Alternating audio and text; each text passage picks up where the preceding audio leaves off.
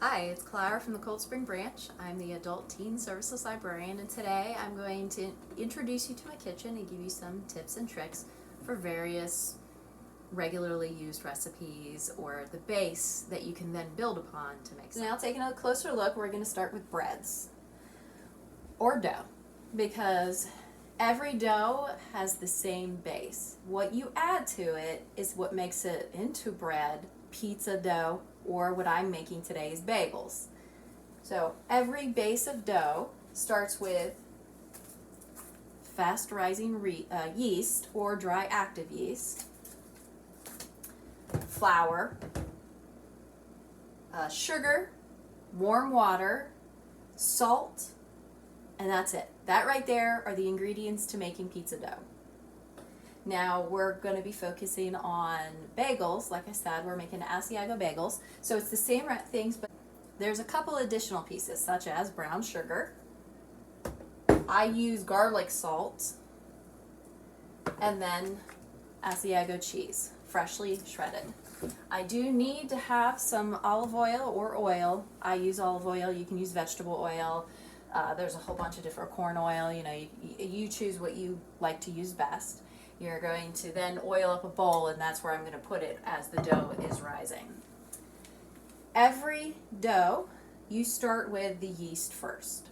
If you're using a fast rising or active yeast, you're going to put in about 1.25 cups of warm water, 2 tablespoons of sugar or honey, and then the yeast. You let it sit for about 10 minutes, and you'll start to see as it's changing. So when it starts to look a little bit like that, that's telling you that it's ready. And then all I'm going to do is I'm going to be adding the flour, which this particular recipe calls for 4 cups of flour. I'm going to be adding 2 tablespoons of the brown sugar, and then I'm going to add 2 teaspoons of the salt, and then I'm going to just add the cheese, and I'm going to make it into a dough ball, which I'll show you as soon as that's ready. So I've made the most of the dough together, and then I'm going to put flour on my counter, and I'm going to be kneading the dough, which is you're really folding it over and you're pushing it, and you're adding even more flour doing this. So the recipe calls for a full 4 cups, but you don't have to put the full 4 cups in as you're mixing all the ingredients together, because you're going to be using about a cup extra or half a cup extra when you're kneading the dough, because you're going to do this 3 times before you make the bagels.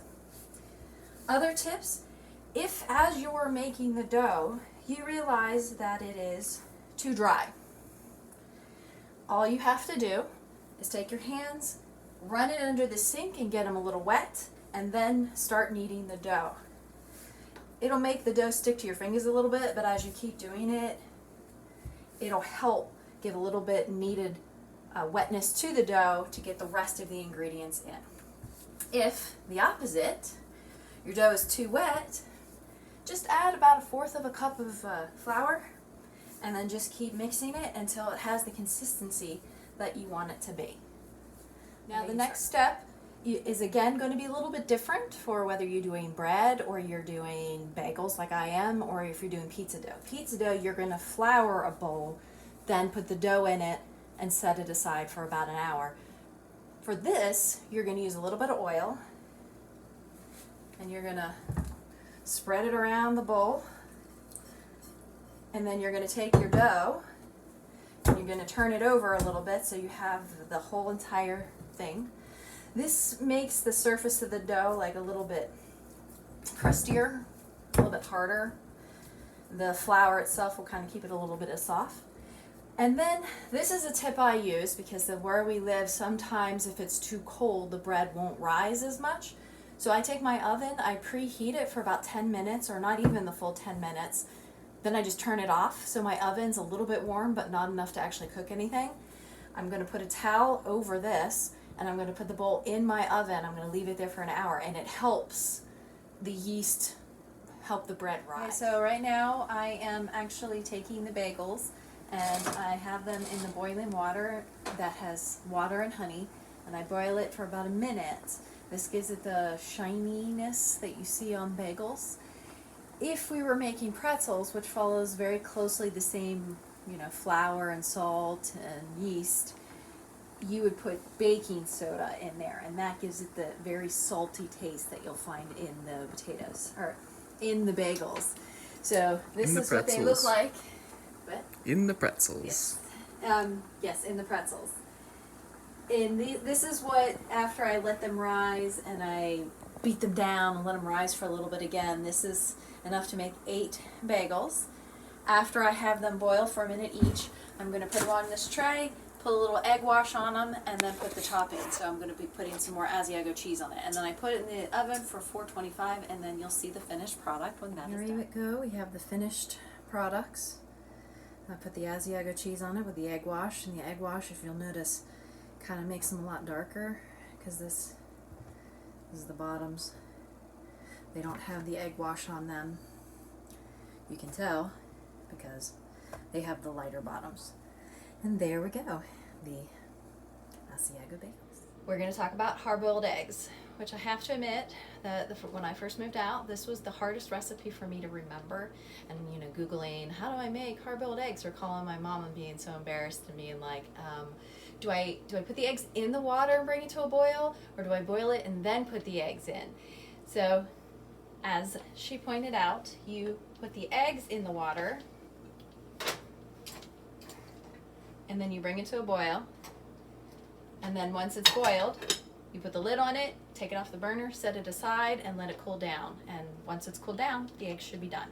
My dad actually offered up one last tip, which is to put a little bit of baking soda in the water, because he claims that that helps the shell come off much easier. Now, what am I holding here? This is a fancy egg cooker, where you put the eggs in there and then you put water in it that's boiling, and you set a timer, and then it cooks the eggs for you. I haven't done this yet. I'm definitely old school, but I'm starting to move to the easier tools. So I haven't used this yet. I will try it and have to get back, I guess. But that is eggs. The next thing that we're going to talk about really quick are mashed potatoes. I had a coworker, who shall remain unnamed, who never made mashed potatoes from scratch, because they always were like, oh, well, you have so much left over. I go, well, how many potatoes do you use? And she said, I use 20 potatoes, because that's what her grandmother always used. And whenever she saw grandma make the mashed potatoes was at a big family dinner. So I said, the very simple trick to remember is one potato per person. And if you have medium potatoes, throw in an extra potato, so it's still 1 per person with an extra potato for a little bit extra. And if you have the small potatoes, essentially you're going to put in as many potatoes as you would give an individual person. And that's it. And then you just make mashed potatoes. You peel the potatoes, you steam them, then you mash them with some butter and sour cream, and voila, your mashed potatoes. Now you can say, hello. So I am going to show you, I'm making a white sauce, which is the base for most cream soups, or for mac and cheese, which I am going to end up making. And when you start it, you're going to be melting about 2 tablespoons of margarine or butter, and then less than 1/4 cup of flour. I usually eyeball it. And then I'm going to use heavy cream, but you can use milk, and you'll put about a cup and a half, 2 cups, depending on how big a portion of mac and cheese you're going to be making. I have already pre-melted the margarine, so now I'm going to be adding the flour and the cream. So as you see, I added the flour. I use like a wheat flour, which is why it's a little bit darker. If I had used white flour, it wouldn't be as dark. But I added it, it's heated, and then I'm going to add the cream. Now what the flour and the margarine does is it creates a thickener. So it's going to thicken your sauce, which is why you would use it in things such as, say, broccoli and cheddar soup, or clam chowder, or any kind of soup that has a white base. It thickens it so that it's not very watery. So now I'm going to add the creamer, and I'm going to mix it. So I'm now mixing that margarine and flour with the milk. I used a little bit of heavy cream, and then I'm using regular milk to kind of water it down a little bit, because I like my sauce thick but not that thick. Once this starts to boil, then I'm going to add the cheese. But this is, like I said, the base for a lot of soups and even some desserts. And it's going to be, as I continue to mix this, because you want to continue to mix so that the dairy product does not burn. So I'm going to continuously be going, and it also helps blend it better. But once it starts to get to the point where it starts to boil a little bit, because I'm keeping it on medium heat, it'll start to become thicker. And then I'm just going to add cheese. I'm going to also add a little bit of pepper, just for a little bit of seasoning. Some people add salt. I like to add a little bit of garlic salt because I really like garlic salt and I like garlic. So that's pretty much all you have to do for a white sauce. Okay, the reason I'm recording now is because I wanted to show you that you can actually tell that it's starting to thicken, especially since it's like sticking onto the spoon. That's the mac and cheese you hear boiling. So at this point, I'm going to add cheese, and as I melt in the cheese, the sauce is going to become even thicker because I didn't add a lot of milk, because I like my sauce a little bit on the thicker side. I also added the pepper and the salt, and so that's what you're seeing, is you're seeing the pepper. Alright, so here is the finished cheese sauce. I added about 2 cups of freshly shredded cheese, and now that it is finished, I'm going to turn off my burner, and I'm going to take it so you can kind of see as I pour it. It's a little bit harder to do single-handed, but I'm going to kind of pour it a little bit on this so you can kind of see, and then I'm going to mix it in and then put a little bit more shredded cheese on top, and then put it in the oven for about 10 minutes at 380, and it'll be ready to go. Thank you. Alright, so I hope you learned a thing or two, and that you enjoyed watching some of the things I cooked. Please feel free in the comments to add your own tips and tricks, or to say if you've tried some of my tips and how it came out. Thank you.